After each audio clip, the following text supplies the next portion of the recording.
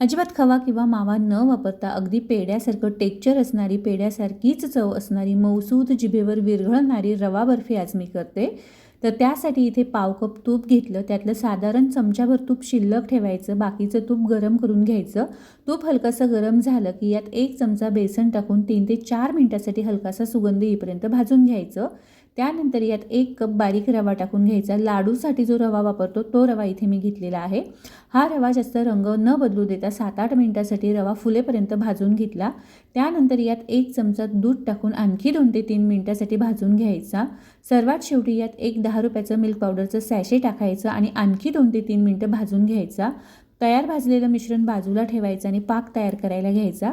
तर पाक तयार करण्यासाठी इथे 1 कप साखर आणि अर्धा कप पाणी घेतलं आहे. ज्या कपाने रवा मोजून घेतला होता सारख्याच कपाने आपल्याला साखर मोजून घ्यायची आणि याचा एक तारी पाक तयार करून घ्यायचा.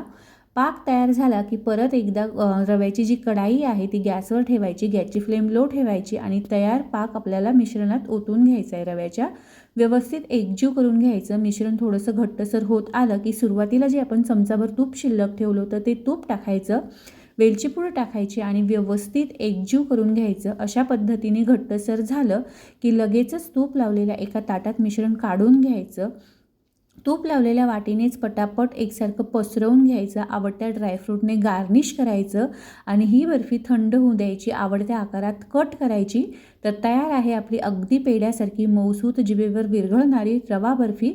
या रवा बर्फीची डिटेल रेसिपी अगदी साहित्याच्या अचूक प्रमाणासह आणि भरपूर साऱ्या टिप्ससह चॅनलवर अपलोड केलेली आहे. जर तुम्हाला डिटेल रेसिपी पाहायची असेल तर चॅनलला नक्की व्हिजिट करा किंवा मग व्हिडिओ खाली जो त्रिकोण दिला आहे त्यावर क्लिक करा. धन्यवाद.